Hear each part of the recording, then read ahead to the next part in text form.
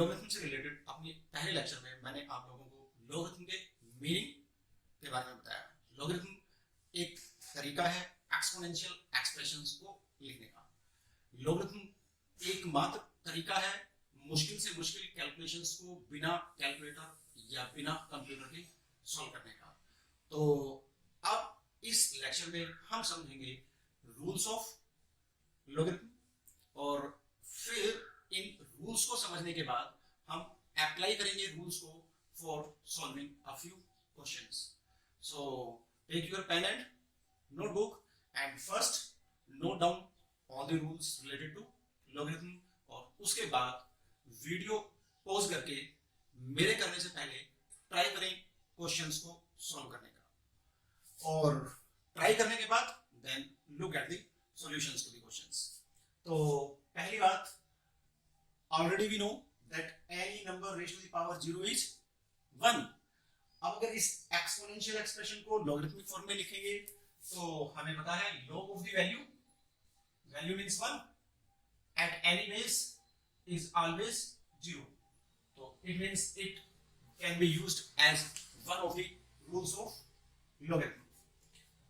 Also we know कि any number raised to the power 1 is a number itself। अगर हर एक number की power 1 वही नंबर देगी तो इसको भी लिख देते हैं लॉगरिथमिक फॉर्म में। तो ये हमें क्या देगा, log of any number at the same base is equal to 1, because क्या रहता है, log of the value at the base equal to exponent।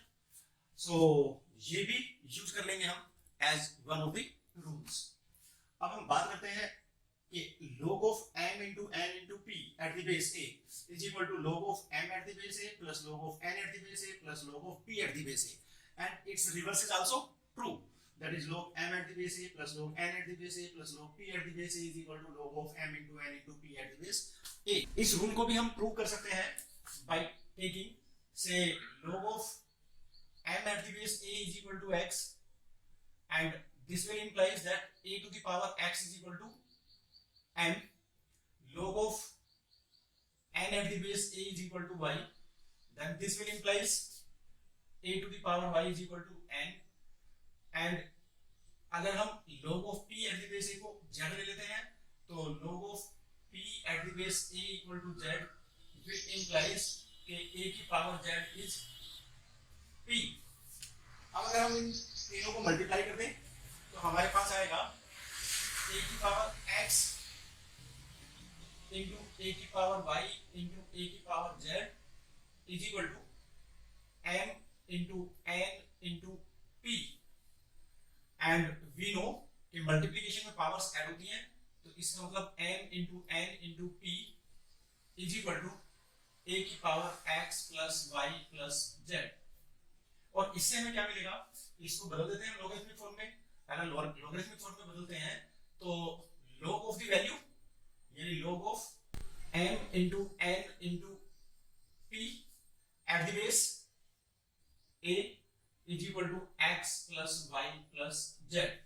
और x y z तुम्हारे क्या थे, log of m at the base a, log of n at the base a, log of p at the base a। तो इसका मतलब तुम लिख सकते हो log of m into n into p at the base a is equal to x means log of m at the base a plus log of n at the base a plus log of p at the base a। so in this way we can prove this third property। so it is first, it is second, it is third।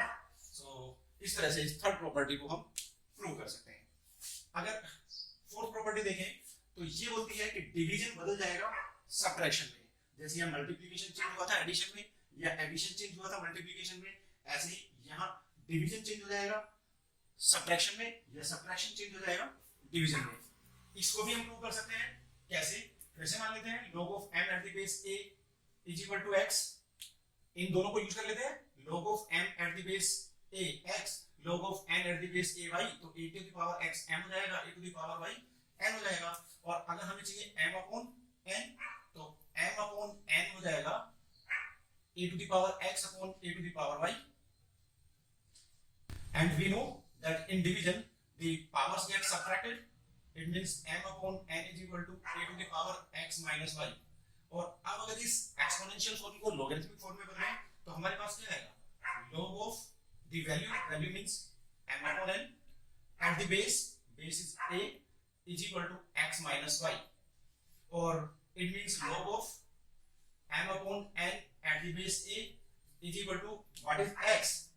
x was log of m at the base a, तो ये हो जाएगा log of m at the base a minus log of n at the base a। तो in this way we can prove this fourth rule of logarithm। अगर हम इस fifth rule पे चलें तो fifth rule क्या कहता है, log of m to the power n at the base a is equal to n log m at the base a। इसको भी प्रूव करना कोई मुश्किल नहीं है। अगर इसको प्रूव करते हैं तो मान लो हम इसकी LHS लेते हैं। अगर इसकी LHS लेते हैं तो ये हो जाएगा log of m to the power n। m to the power n का मतलब m into m into so on। How many times? n times at the base a। और अगर हम इस पहले वाले रूल को अप्लाई करें जो हमें बोलता है कि प्रोडक्ट चेंज हो जाती है एडिशन में, तो हमारे पास क्या आएगा, this is equal to log of m at the base a plus log of m at the base a plus so on। कितनी बार ऐड करोगे, n टाइम्स। अगर log of m at the base a को आप 2 बार add करोगे तो इसका double हो जाएगा, 3 बार ऐड करोगे इसका ट्रिपल हो जाएगा, n टाइम्स ऐड करोगे तो इसका n टाइम्स हो जाएगा। तो it means this is equal to log of m at the base a का n टाइम्स। इस तरह से प्रूव हो जाएगा ये फिफ्थ प्रॉपर्टी। अब अगर हम चलें इस सिक्स प्रॉपर्टी में तो सिक्स प्रॉपर्टी क्या बोलती है, log of a to the power m at the base a is equal to m। तो ये एक तरह से कॉम्बिनेशन है इस फिफ्थ वाली प्रॉपर्टी का और सेकंड वाली प्रॉपर्टी का। कैसे, जरा देखें कि अगर हम इसकी LHS लें तो LHS means log of a to the power m at the base a। अगर पावर में है वैल्यू जिसका log हमने लिया तो वो पावर इस प्रॉपर्टी के अकॉर्डिंग सामने आ जाएगी। तो ये पावर सामने आ जाएगी मींस हमारे पास बचेगा m into log of a at the base a and log of any number at the same base is always 1। तो ये हो जाएगा m into 1 that is n। So it means in this way we can prove this is sixth rule of logarithm। Also log of a number a at the base a to the power m will be 1 upon m।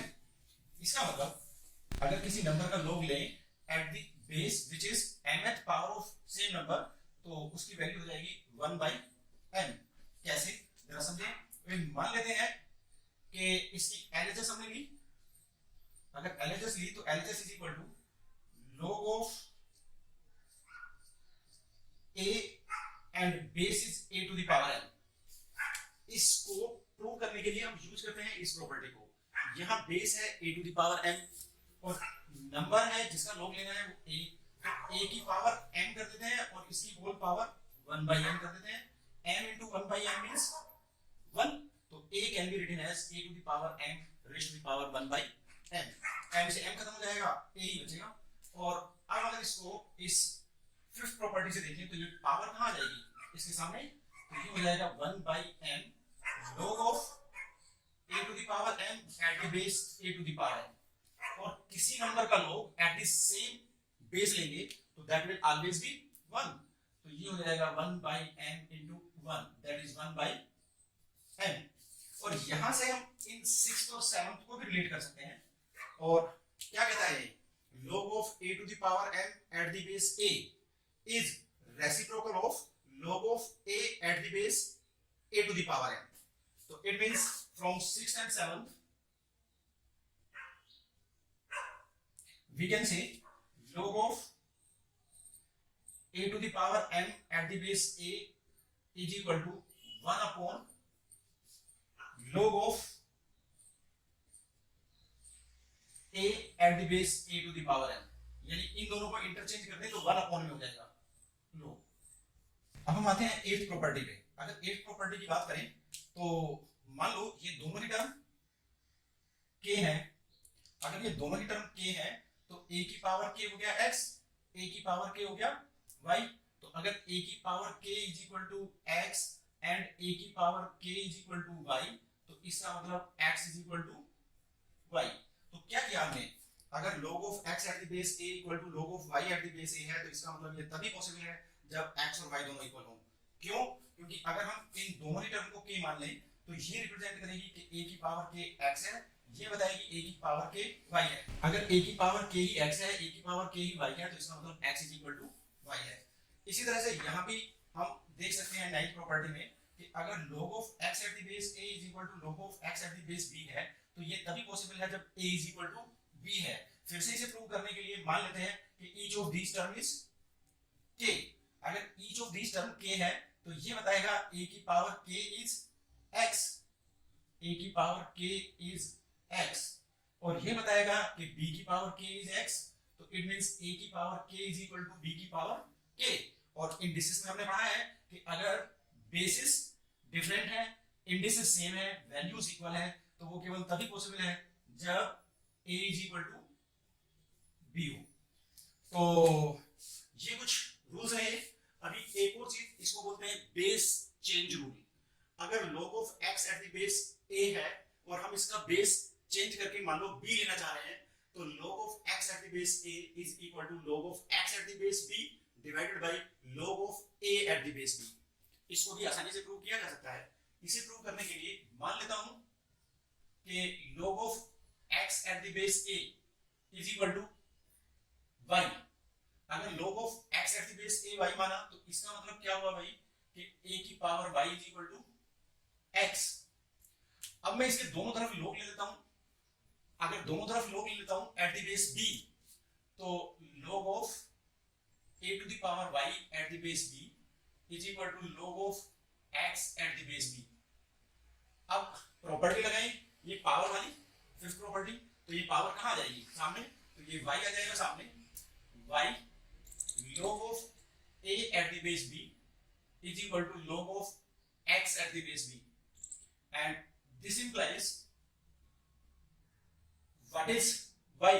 Y is log of x at the base a, so log of x at the base a equal to, ये log of a at the base e को उठा के इधर ले आते हैं, तो ये हो जाएगा log of x at the base b divided by log of a at the base b। अभी हमारे पास एक और प्रॉपर्टी बचती है। ये प्रॉपर्टी हमने यूज की है इस क्वेश्चन में। अब ये प्रॉपर्टी हमें क्या बोलती है कि a raise to the power log b at the base c is equal to, a और b को इंटरचेंज कर दें तो वैल्यू पे कोई फर्क नहीं पड़ेगा, is equal to b raise to the power log of a at the base c। अब ये प्रॉपर्टी हमने यहां यूज की है, देखेंगे कैसे प्रूव करेंगे इसको। तो this can also be used as a property. अगर ये a और b इंटरचेंज हो जाए तो एक्सप्रेशंस की वैल्यू पे कोई फर्क नहीं पड़ेगा, यानी values of expressions will remain the same.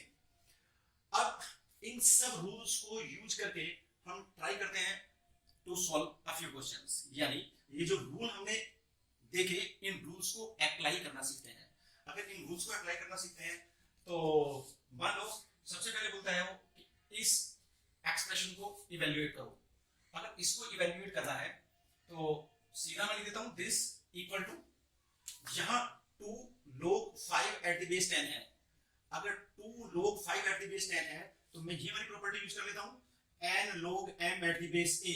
तो ये n कहां चला जाएगा, पावर में, तो इसका मतलब इस 2 को ले आता हूं मैं पावर में, तो ये हो जाएगा log of 5 square eight the base 10 plus log of 8 eight the base 10 minus, अब यहां फिर से हाफ सामने है, हाफ सामने है तो मतलब पावर सामने है, और इसे उठा के यहां ले आऊंगा पावर में, तो 4 raise to the power half हो जाएगी, and 4 raise to the power half मतलब under root of 4, and under root of 4 you know is 2, so minus log of 4 raise to the power half at the base 10, and this will be equal to log of, यहां दोनों log के बीच में plus का sign है, अगर plus का sign है logs के बीच में तो वो मल्टीप्लिकेशन में चेंज हो जाएंगे, और अगर माइनस का साइन है तो वो डिवीजन में चेंज हो जाएंगे। तो इट मींस यहां देखें तो इन दोनों के बीच में प्लस का साइन है, तो ये हो जाएगा log ऑफ 5 5 जा 25 into 8, और यहां minus log 4 raised to the power half, 4 raised to the power half means √4 and √4 is 2, और चूंकि ये माइनस में है तो ये अपॉन 2 हो जाएगा, और एट द बेस 10, 2 4 जा 8, 25 4 जा 100, और 100 को हम लिख सकते हैं 10 की पावर 2, तो ये हो जाएगा log ऑफ 10 की पावर 2 एट द बेस 10। अब ये पावर वाली प्रॉपर्टी फिर से यूज कर लेते हैं, अगर 10 की पावर 2 है तो 2 कहां आ जाएगी सामने, तो it means it will become 2 log of 10 eight the base 10, और log of A number at the same base is always 1, तो it means 2 into 1 that is 2, it will be the value of this expression। Now in second question वो हमसे बोलता है simplify करो इस expression को। अगर इस एक्सप्रेशन को सिंप्लीफाई करना है तो this is equal to log of 32 raised to the power 2 by 5। 32 can be written in terms of 2 raised to the power 5, 2 to the 4 to the 8 to the 16 to the 32, so it will be 2 raised to the power 5 into 2 by 5। Indices में हमने देखा था यार a to the power n to the power n, तो a की power n into n, तो 2 की power 5 into 2 by 5 into 4 raised to the power minus half। अब 4 raised to the power minus half का मतलब पावर को अगर positive करना है तो कहां ले आए, डिनोमिनेटर में, डिनोमिनेटर में ले आए, तो ये हो गया divided by under root of 4, 8 raised to the power 1 by 3, 8 को लिख सकते हैं हम 2 की पावर 3, एंड 2 की पावर 3 की पावर 1 by 3, तो 2 की पावर 3 into 1 by 3, और यहां डिनोमिनेटर में आ गया 2 की पावर -2, तो यानी 1 अपॉन की पावर 2 प्लस 64 की पावर -1 by 3, तो 1 अपॉन 64 को लिख सकते हैं हम 2 रेज़ टू दी पावर 6, 32 2 की पावर 5 था, तो 32 को 2 से मल्टीप्लाई करेंगे 64, तो ये हो जाएगा 2 रेज़ टू दी पावर 6 की power 1 by 3, and now we will change this bracket into curly bracket, और अब इस ब्रैकेट को चेंज कर देते हैं स्क्वायर ब्रैकेट में, और अब बेस हो जाएगा 8। This is equal to log of 5 will get cancelled with 5, 2 to the 4 into 3 will get cancelled with 3, 2 raised to the power 1 यानी 2 upon under root of 4 will be 2, और यहां ब्रैकेट में हमारे पास बचेगा 1 by 4 प्लस 3 से divide करेंगे 6 को, तो 6 into 1 by 3, 6 into 1 by 3 will be 2, तो it means 2 raised to the power 2, it means 1 upon 2 raised to the power 2 means 4, and then base 8। अब ये देख लो एक बार फिर से, 2 raised to the power 6 is 64, और उसकी पावर 1 by 3, तो 3 2 जा 6, 2 1 जा 2, तो 2 raised to the power 2 is 4, so 1 by 4 plus 1 by 4। अब 1 by 4 plus 1 by 4, ये 2 तो कैंसिल कर ही देते हैं भाई, 1 by 4 plus 1 by 4 will become 2 by 4। अगर ये 2 by 4 हो जाएगा तो log of 4, LCM will be 4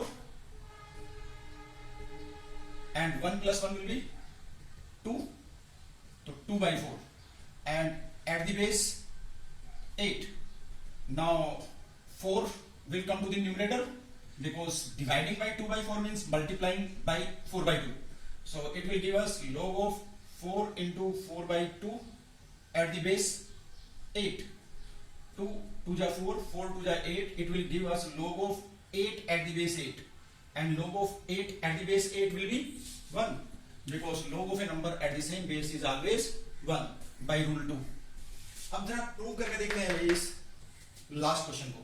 इसमें हमसे बोलता है 9 log 4 is equal to 16 log 3, तो अब 9 raise to the power log 4 मैंने बोला था कि ये इसका एप्लीकेशन है। अगर इसका एप्लीकेशन है तो a के बजाय 9 है, b के बजाय 4 है, और मैंने बोला था ए और बी को इंटरचेंज कर दें तो कोई फर्क नहीं पड़ेगा।